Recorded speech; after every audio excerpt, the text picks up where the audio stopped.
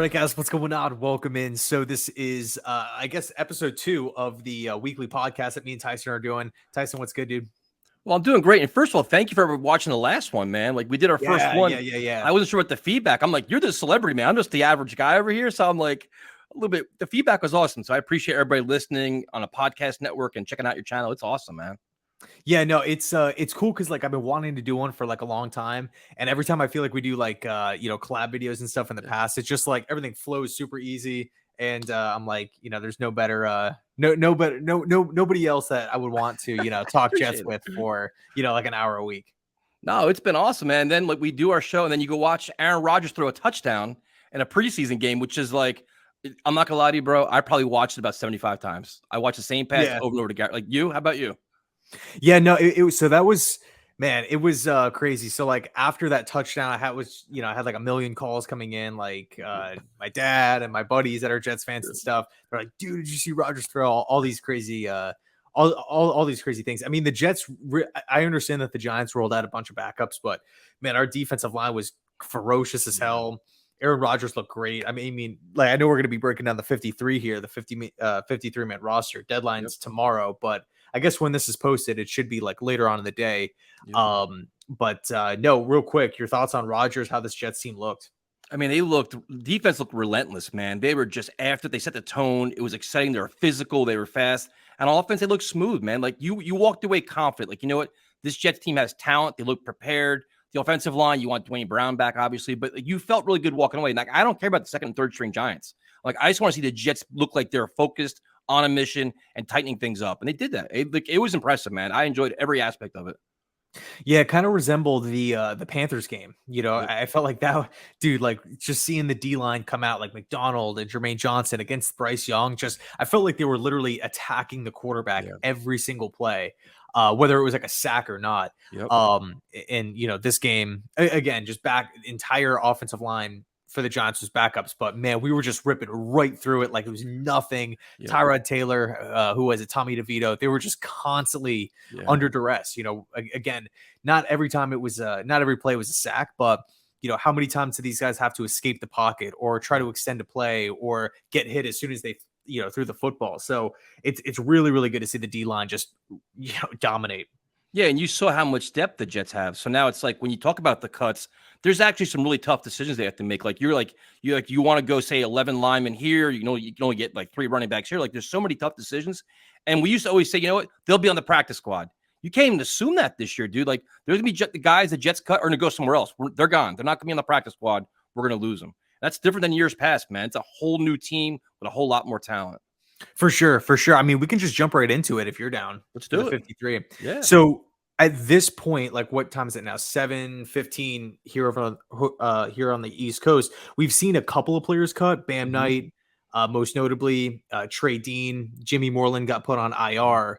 I think there was maybe like 1 or 2 other moves that Vigil, I think, was cut. Yeah, a couple other guys. Yeah. So right now, with QB. Really the debate. I mean, everybody knows, Rodgers is going to make the team. Same with Zach. But are you bringing 3 on to the official 53, or are you just rolling with the 2? You got to figure Boyle's got to be your emergency quarterback, right? Like I think they're probably going to do that. I'm not overall confident in Zach or Boyle at this point. I think Zach's probably still a year away from being a decent backup quarterback. But I think I have a weird feeling the way that Rodgers talked about Boyle in that last press conference. I just get this weird feeling they're going to keep all 3. Yeah, I could see that. I mean, originally I got the list right here. Originally I wrote down 2 because my mindset was, Zach has been like given the backup quarterback job. Rodgers is the starter. But I think what they're hoping for is Boyle to be released and then clear through waivers and then just bring him back to the practice squad, because he's spent time on practice squads, throughout the course of his career. That way, he's still in the meeting rooms. He's still on the sidelines. He's just not dressing, No, it's fair. Yeah, I was going back and forth. Like I crossed it out like 3 or 4 times, and I'm like, I just think Rodgers has such an influence on this roster for some reason. So we'll disagree there. I think for some reason he makes it. I wouldn't be mad if he doesn't. I wouldn't bother me one bit. Yeah, no, it should be interesting. For running back, I feel like that's pretty much set in stone right now with Dalvin Cook, Breece Hall, Michael Carter, and then Izzy Abinaconda with Bam Knight being released. But wide receiver, Right now, I'm looking at Alan Lazard, McCole Hardman, Randall Cobb, Garrett Wilson, Xavier Gibson, and Jason Brownlee coming in at number 6. I'm with you. I was trying to make cases for other people like Malik Taylor and things like that, but Gibson as a returner looked great. He looked good, and just catching the ball, he looked smooth. And Brownlee's coming on too. And like again, the whole Rodgers influence, man. He really likes these young guys are coming on, and the retirement of Corey Davis, which caught everybody by surprise, opened the spot. Like if Corey Davis was still here, I think Brownlee be the odd man out, but he's not. So I think. But the question I have for you is like, even though Brownlee's making it now, I think the Jets, once this is over. Like once a waiver wire is done, I think they probably still pursue somebody else. I think Brownlee's job is probably still on the brink at this point. Yeah, no, I would agree with that. I think it was actually last year that we saw that, right? Where like Joe Douglas dropped the 50, or the Jets dropped their 53 final roster. And then I literally think it was the next day we were already making moves. Yeah. And of course, it's going to be interesting to see who Joe Douglas claims, right? Who's on Salah's radar, who's on Nathaniel Hackett's radar. Maybe a wide receiver gets cut. Late round draft pick, or maybe even like a middle round draft pick of last season, right? Just not working out. 100%. So that's always exciting. But I'm with you. Ideally, I would like to have Brownlee on the roster. But yeah, no, the Corey Davis thing just came out of left field. Like I did not think that was going to happen, man. I was blindsided by that. You get the alert on your phone. You're like, what? Like retired? Like $10.5 million? Doesn't want that? Doesn't want to play with Rodgers? I'm like, wow, that's the opinion on him changed a lot. We thought he was going to be cut like in like April and May, and then the longer he was here, I'm like, this guy's gonna have an impact. He could be number 3 receiver, number 2 receiver, and now he's gone. And now it's like, oh, now we got to replace him because you want that veteran experience. You want that like consistent route runner. Like you like Gibson and Brownlee, but they're really inexperienced, man. And the heat of the moment, will they do the right thing? We're a veteran, you know what they're going to do. So now Randall Cobb's going to be expected to do a lot more, which is good and bad, I guess, right? But it's going to be interesting, man. It's some tinkering going to be happening, I think. Yeah, no, and like another thing too, it's like on one hand, the positive is like the Jets are saving a bunch of money, like 10 plus mil, which is great. But then on the other, it's like free agency is pretty much over. You can't, there's really not a wide receiver on the market worth that right now. I mean, we're looking at guys like Sammy Watkins and, it's a pretty thin remaining pool of wide receivers right now. And of course, we can talk about trades and stuff like that and waiver claim pickups, but those are, at this point in time, kind of the only avenues that the Jets, have at this point. I know Davante Adams is like the big name, but if I put myself in the shoes of like a Raiders fan, or even like the Raiders GM, Dave Ziegler, it's like, I feel like it's kind of self-sabotage, right? To trade Davante Adams before the season kicks off. Yeah. I'm thinking if their season goes south, 100%. Then we'll hit him up towards the deadline, whether it's like week 8, I think it's like week 7, week 8, somewhere around there. Maybe see what's up, right? If the Raiders want to sell, but I'm not like fully convinced that the Raiders are going to be this like awful team shooting for like a top 3 pick. No, I like a lot of those big names everybody wants. Mike Evans, Davante Adams, all these names. Those are all like in October. We're gonna be talking about that because it's not gonna happen now because you're killing all your dreams at that point if you do it right now. Yeah, and like another thing too, something that I was thinking about. So like the Rodgers trade, right? It's a conditional pick, second that jumps to a 1 depending on like Rodgers snap count. But actually it's looking like we have some Jets news now. Released Craig James at corner, but no, so the Jets trade with Rodgers, it's like a second that jumps to a 1. Technically speaking, both picks are off the table.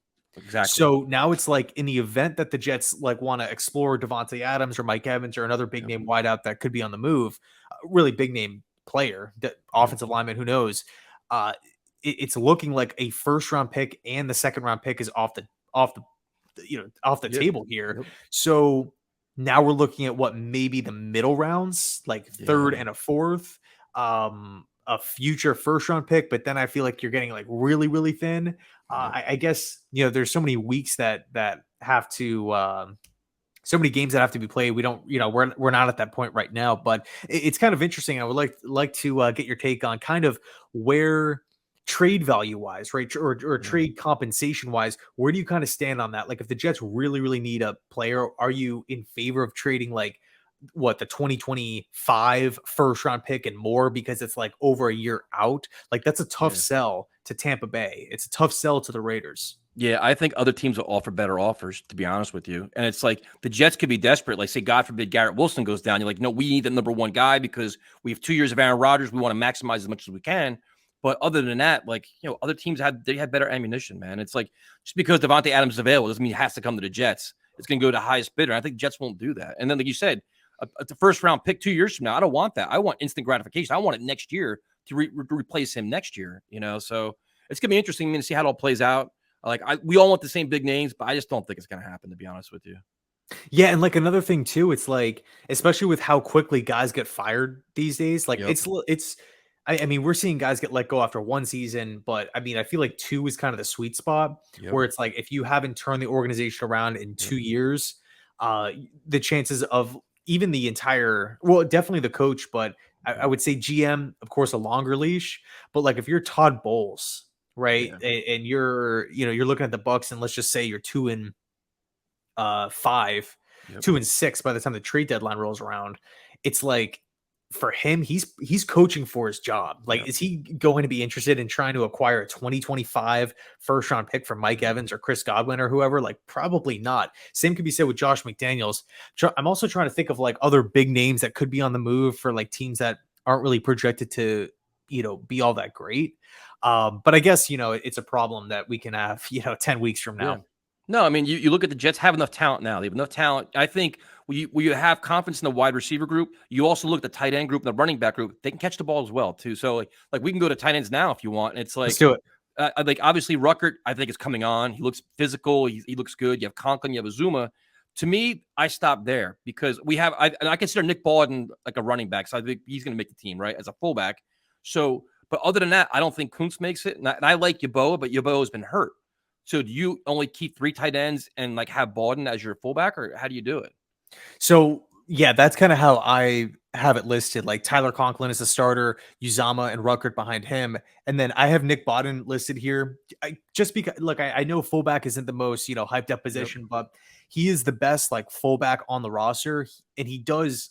Even though it's a small layer, he does give you that Yep. extra layer to the 100%. offense. Yep. I know you can maybe make an argument, maybe like Ruckert or like another tight end or something like that can Yep. fill his shoes, Zach Kuntz or something like that. Yep. But to me, like Nick Bawden, like if he's the best fullback on the team, and we're talking about like making sure that we have the best 53 players on the Yep. roster, I do think he again he just adds that extra little bit of flavor to the Hackett playbook, really. Yep. Especially if your offensive line struggles a little bit, it's an extra blocker, helps you establish your running game a little more, like kind of be a little more physical.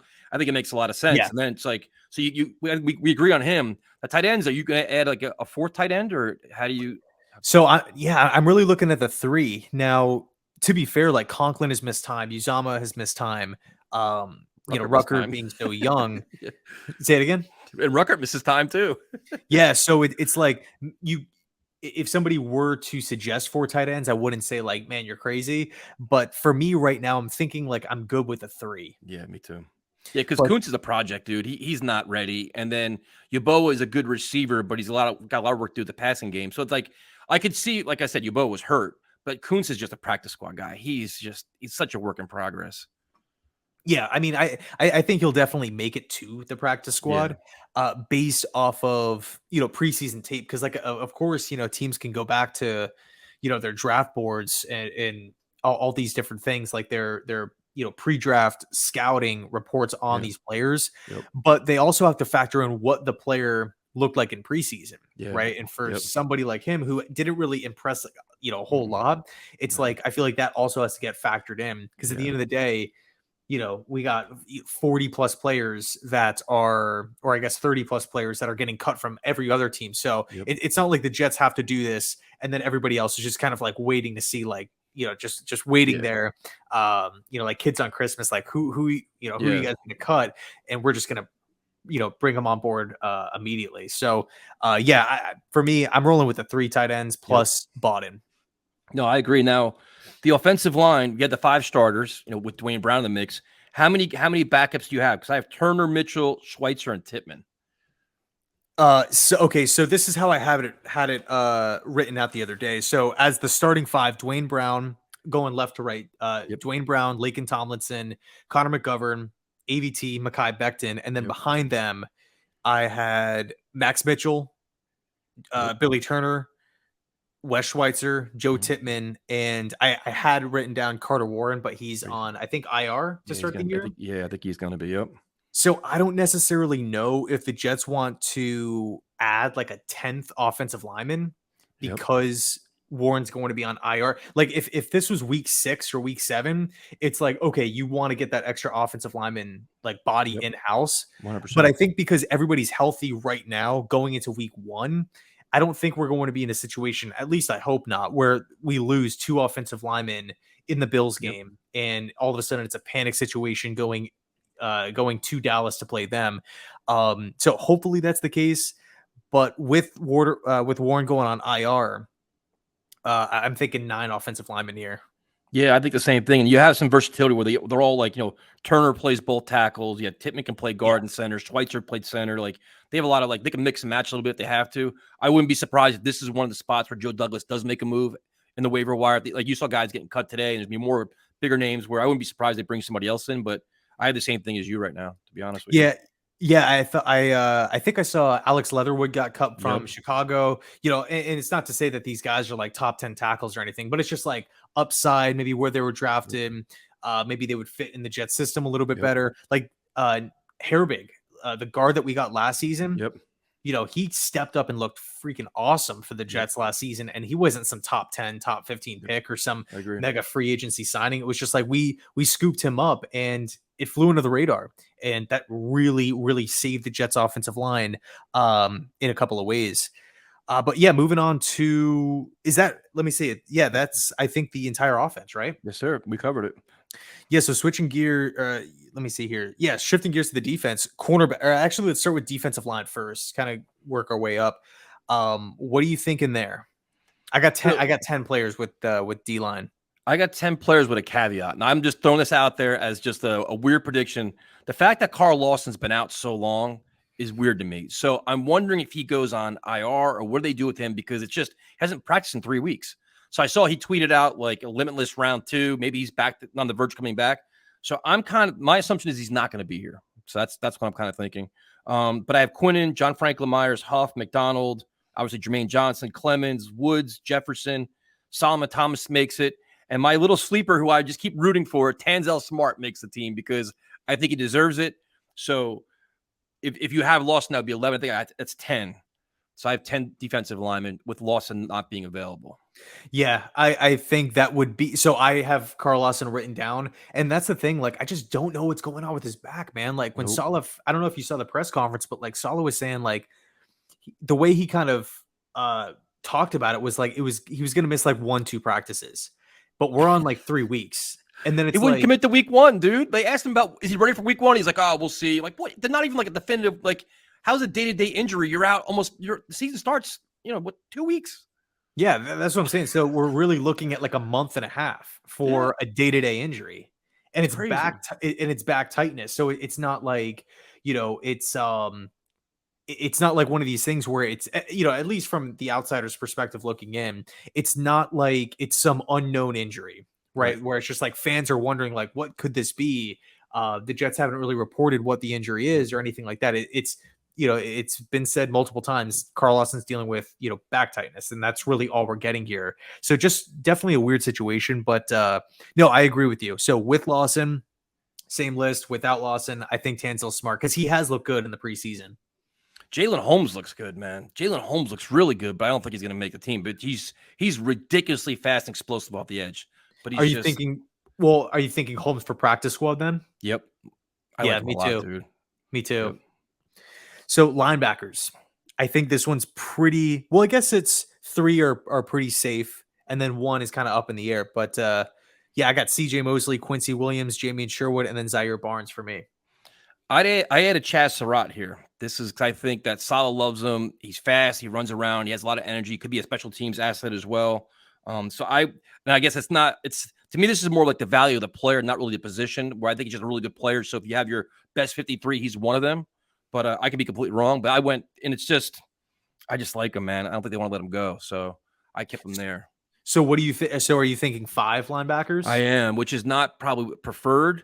But that's kind of where I'm going with it, though, just because keeping your best players.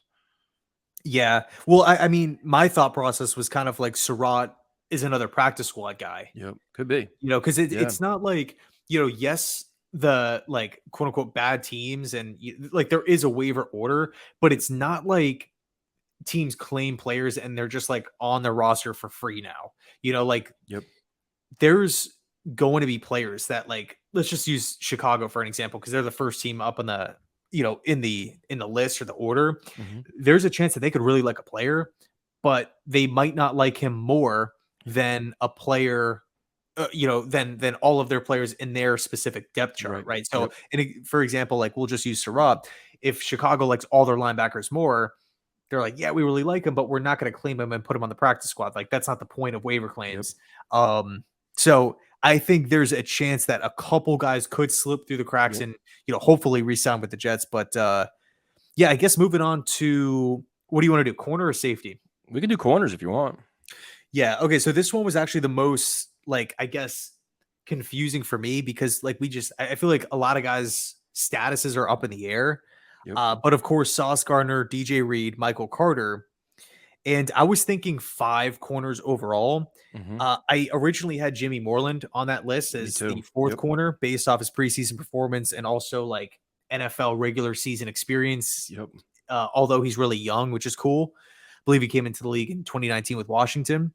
Um, and then we have Jarek Bernard Converse, who's I thought was going to make the team, but was on the pup list, I think, Yep. to start out the year. Yep. So that's like an open roster spot. Yep. And then I was thinking Brandon Eccles, right? That popped in my head. Like, man, Yep. Eccles has been killing it in preseason, Yep. had the pick 6 the other day, Yep. but he's suspended for week 1. Yep. Moreland's now on IR. So Yep. it's like, man, all my cornerback options are kind of drying up here. But we got Bryce Hall It's probably terrible. right now for like the final 53, like just, for another name in there. But who do you got as that last spot? I really couldn't come up with like a name. It's going to be Bryce Hall because you have Justin Hardy, but he's a special teams guy, right? So you keep him. But Bryce Hall was terrible, dude. Like you watch the game, like he just looks like he's lost out there. He's actually, I think he's gotten worse the longer he's been here. So Yeah. I mean, David right? Stills, man, I felt like every time David Stills, who led the Giants in catches and receiving yards, and I think he actually had a touchdown as well. I could be wrong, but I felt like every time he came down with the football, it was Bryce Hall in coverage. And he wasn't even like tackling like he wanted to be there, man. It was like half-ass tackles and like he just deteriorated as a player. In my opinion, I thought at some point they moved him to safety, try him somewhere else because it wasn't working out. But you figure I like Moreland a lot, like you did, but now he's out, he's hurt. Eccles suspended, so like it's like slim pickings. Like it's like Bryce Hall by default, it seems like, and that's probably an area where they're going to look on the free agent market. You have to because you need to get an upgrade because he shouldn't be on this team. Yeah, but I mean, even then, it's like, okay, we're running 4 corners, which I guess Yeah. could just be okay, for week 1, Yep. because then at least Eccles comes back. Yep. And then with the whole Bernard Converse thing, I don't even know what the injury is. All I know is that he Yeah. was in a boot, literally day 1 of training camp. Yeah. So I was thinking like maybe he got hurt in the offseason doing something, or like Yeah. individual drills, by himself or working, whatever it was. Yeah. I just don't. I think it was reported like literally that first day of camp, like he was in a boot. Like I don't even know if he got if he participated in rookie minicamp. Nope. I don't believe has he even practiced? I mean, he's missed all of training camp. Yeah, I mean it's wild, man. It's like there's such a void there. Like I did the same thing you did. I was going through. I'm like, where's the corners at? Like I would almost like they had a surplus, and I'm like, wow, we have Eccles. I'm like, all right, that's week 2. So the only thing is you have some talent at safety. Maybe you can add some safeties in. I guess I don't know how they're gonna do it. Yeah. So I mean, right now we're looking at safety. My list is already busted because I had Trey Dean making the team as that last safety coming in. Yep. But no, I'm looking at Jordan Whitehead, Tony Adams, Adrian Amos, and Dean. But I guess it's that last spot's probably going to be Ashton Davis. Yep. It's got to be, dude. They love him for special teams, and he's actually played well the last 2 weeks too. Yeah. He's actually tackling, taking better angles. He looks more comfortable in the defense. He's a special teams demon that Salah keeps praising. So I think he makes just because of that. 'Cause you need your gunners, you need your cover guys. So and he always gets the Hail Mary interception too, which we always need too, right? So it's yeah, and Dean is another guy that like hopefully he makes the practice squad. That is somebody though that I could see maybe getting claimed. Yeah, I think so Like too. like a team out there that is looking at Dean like, hey, we feel good about you coming in and being our backup safety. If Yep. you're if you're not good enough for the Jets roster, you're definitely good enough for us because he had like 19 tackles, I think 19 solo tackles, I believe, in preseason. So Yeah. like limited action. Uh, he's not out there for the all 4 quarters. So Yep. yeah, I like trading a lot, and I was a little I don't know, I was kind of caught off guard to see like he was one of the first cuts that the Jets Yeah. made. Yeah, I was surprised too, but I just knew like the Ashton Davis seemed to be a lock. Solid praise him for 2 weeks in a row, and he's played one. It's just a special teams factor too. Usually, like these fringe players, that's gonna be a Yeah. deciding factor, you know. So yes, that's gonna be interesting too. Amos actually played pretty well. I actually like the way he plays, and Jordan White had actually surprised me. He looked like he's actually faster this year. In the Giant game, there's 2 times they tested Sauce Gardner. He actually was there quickly, man. Like good in range, good spot. Like he looked like he's in much better shape this year too, which will help out. What's interesting, man, is like one of the I guess you could say it's like kind of like a common trend, but like when you look at defensive players in Saleh's system going into their second year, Mhm. whether it's like Quinn Williams like turning into an all pro, Yep.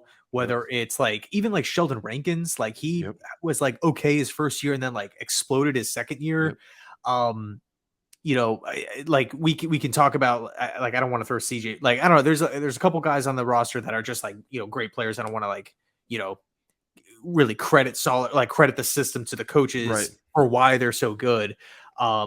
But no, I think, and that's something that we've heard Salah talk about a lot in press conferences. It's like second year in the system, second year in the system. Yep. And we hear that typically with quarterbacks, and that makes total sense. But, for like a safety, it's like, oh, Yeah. it's not really something that you think about. But according to Salah, it's like in his system, it makes Yep. the world, it makes a huge, huge difference. So with Jordan Whitehead, hopefully, he signed that 2-year deal. Hopefully he looks a lot better this season. Yeah, he looked faster. He looked more comfortable. Like I said, both plates of sauce. He was right there. And then the whole thing is Tony Adams has got so much inexperience, man. But it's year 2 for him too. So now he maybe understands the defense better. He's got veterans all around him with DJ Reed and Jordan Whitehead, and Amos will help him too. So, but it's gonna be interesting group, man. But the defense is just loaded, and like that defensive line, I'm just wondering if there's any surprise cuts. I think all the other positions, I think we all agree, but the defensive line, there's such a surplus. I wonder if anybody potentially gets traded or if there are any cuts that kind of surprise us. Do you think that happens or no?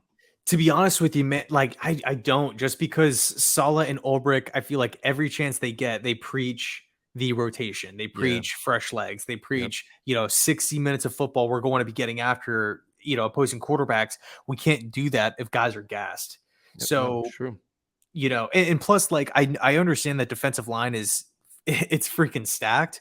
And maybe if it was a different team, they would, let some of these guys go. But, given the rotation, given the I would say importance of the D line in this like style of system because Yeah. like worst case scenario, like let's just say the Jets let 2 of these guys go, right? We keep Yep. whatever an extra corner, an extra wide receiver, and then somebody goes down week 1. It's like, Yep. all right, and like Lawson's on IR. Yep. So it's just like, yeah, we have a lot of edge rushers, but now we're down to like 2. Yeah. And if we want to cycle guys in and cycle guys out, who are the other 2 edge rushers that are going to be coming in taking like a decent amount of snaps? So that's just kind of my take on it. And also because we're like win now, in my opinion, like when I like my personal kind of outlook on the team, Mhm. when I'm looking at the full 53, I want the best 53 players Yeah. out there making this squad.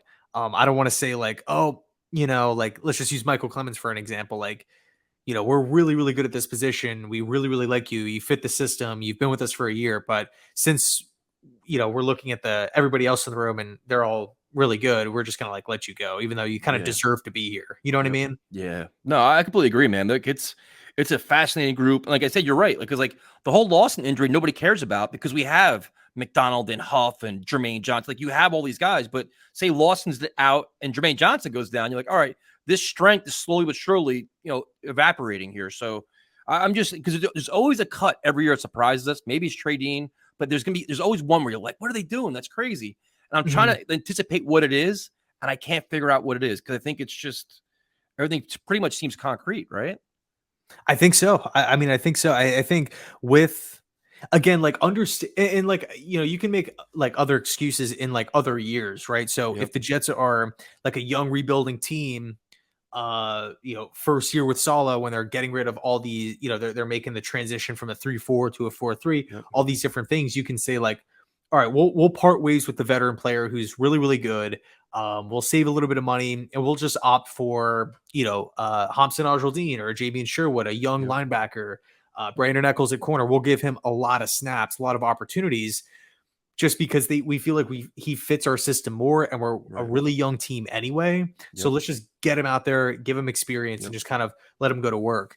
And it's kind of ironic because I felt like, Quan Alexander talking about like a win now season. Yeah. He I think arguably makes more sense for the Jets this season as It does. opposed to last year. Because if we didn't bring him in last year, you could say, well, hold on, there's a lot of reps on the table for a lot of these young linebackers Sherwood. Yep. coming into this season. They'd have more experience, but whatever. It's water under the bridge. That's a really good point, dude. To be honest with you, that's a really good point. That was like a win now move last year, where we could be a move you make this year for Quan. Because like Sherwood, Yeah. I'm not still sold on Sherwood, man. He always seems a step late. Like it always seems like he's a little bit late to dissect the play, and that's me watching the game from as a fan perspective, not like breaking down tape and stuff. But it just seems like he's a little bit late. Which maybe once the game starts, he gets more experience, he feels more comfortable, he plays better and faster. But that's a position that you keep an eye on. Like if you had to look at like positions that you want to look at in the waiver wire, I'm probably looking at receiver, linebacker, corner. Obviously, you have to, and then offensive line, right? Those it's just if you have a chance to upgrade somewhere and get better depth, is those the four positions you'd probably look at? Yeah, probably. I think so. I think a lot of these, positions are set in stone.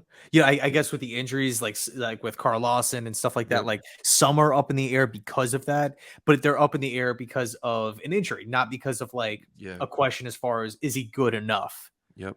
Yeah, Yeah, like it's like in the offensive line, you figure like Turner's a Rodgers guy. They like Schweitzer, Tittman's a rookie, so it's like who would they really get rid of? They like Mitchell, so it's like if you're going to upgrade, who you actually kind of kick out too. So like we all hate I don't like Billy Turner. I think he's terrible, but I think the coaching staff loves him. So what I think could be an upgrade may not be an upgrade in their eyes. Yeah, and I do think, man, I think just looking at just names on paper here, like looking at the projected starting five and stuff like that. I think if the Jets do make a move, it would probably be because of somebody getting hurt in season. Okay. Not like not like, in the next couple of days. I mean, maybe like a high potential guy. Maybe he likes Leatherwood, right? Maybe he likes one of the tackles that the Eagles just released. Yep. There's going to be names out there, and that's kind of the silver lining in all this. There's going to be opportunities to upgrade, but I think, I don't know, with some positions too, it's like wide receiver, for example. I like Xavier Gibson. I like Jason Brownlee a lot. I think, with the other guys kind of locked into their, I mean, we have four guys that are, to me, definitely going to make the team in Cobb, Wilson, Hardman, and Lazard. Yep. It's like with the other, and I'm just throwing six out as just kind of like a number in my head that I would like to have on the team. I agree. For like special teams purposes and stuff Yep. too. Yep. Yeah, I mean, just looking at this list, it's kind of like, okay, a young wide receiver has to be waived, then get to the Jets in the, claim order. Mm-hmm. And then from there, it's like, do we like this player more than Gibson? Do we like him more than Brownlee? And I think, if we're talking about waived players, chances are they're probably a younger guy too. And it's like, man, we just went through an entire rookie mini camp, training camp, preseason with both of these guys, and both of them really impressed. So it's just like, are we going to throw one or like kick one to the curb or try to hope that he gets put on the practice squad for like another young, unproven wideout? You know what I'm saying? Yeah. That's why I think it's going to be, if they do make that move, it's going to be for a guy that's more of a veteran kind, a 4 or 5 year guy, not a young guy. Because like you said, if you have a young prospect in Brownlee, like how it's young versus young, keep the guy that's in the house already. You already know what he is instead of the unknown. But if you have like a veteran guy, like a 5-year veteran, something like that kind of pops out there, I'd be maybe more intrigued by that, because that's more of a value where he's got plenty of NFL experience. You know what he is in theory, right? And you figure Aaron Rodgers probably knows who he is too. Like everybody knows what they are. So that would be the only time I'm intrigued with it. Other than that, I mean, it's just corner's probably only the place where I'm kind of nervous about, because that's the Moreland thing's a kind of a setback. And then even though you get Eccles back week 2, I think that's still, you want to have more depth there, more talent there.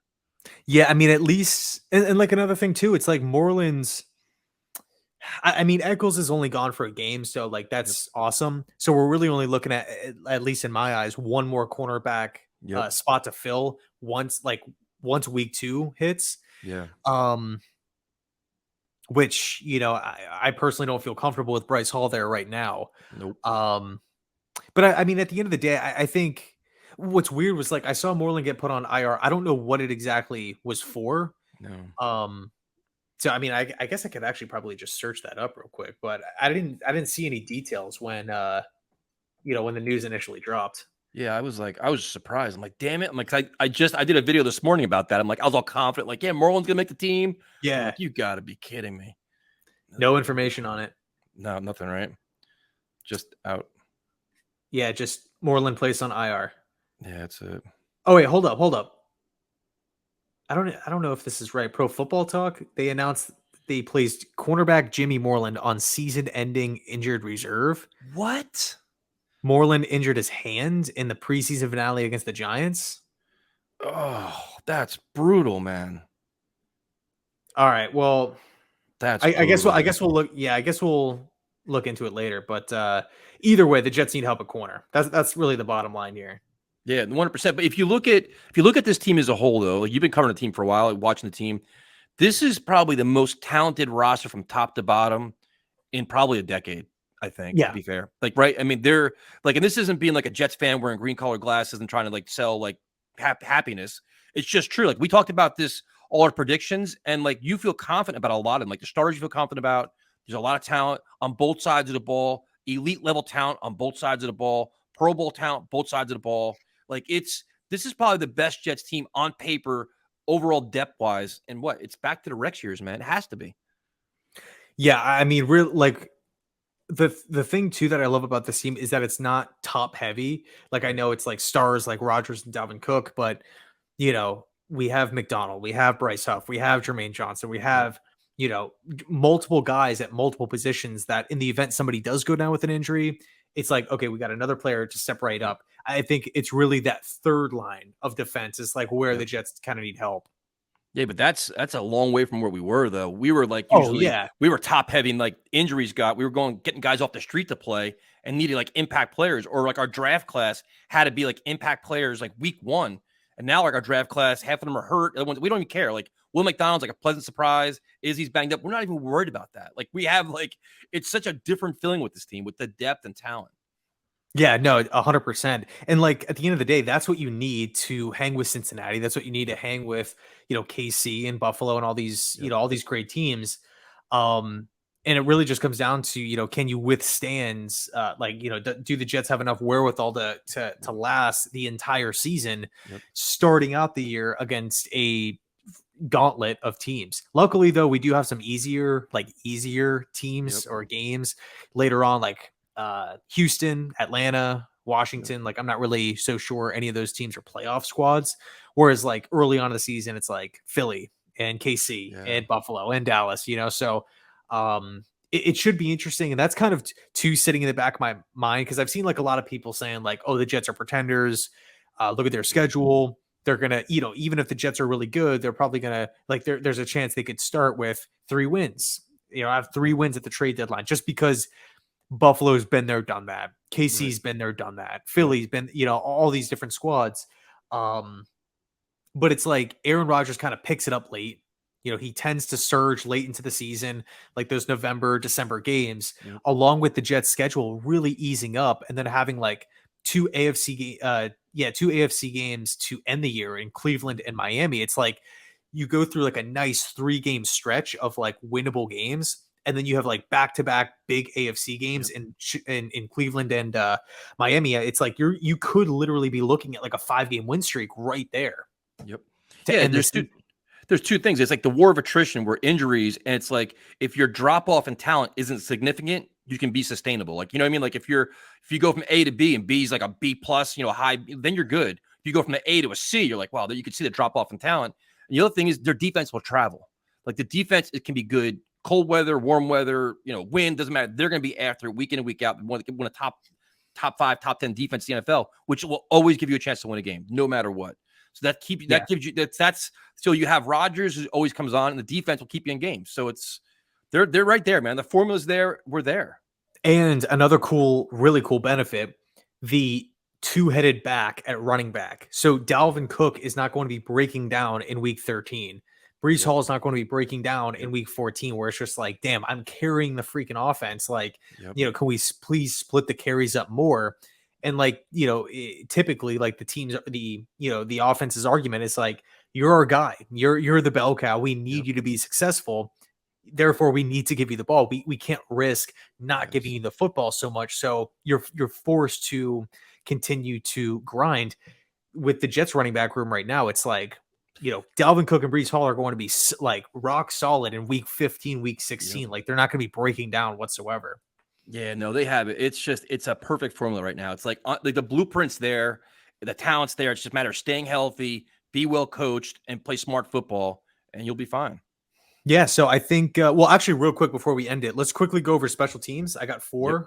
Okay. Greg Zuerlein, Thomas Morstead, Yep. Thomas Hennessy, and then Justin Hardy to round out the 53. Yep. Same as me. Cool, man. Well, we'll reconvene Monday.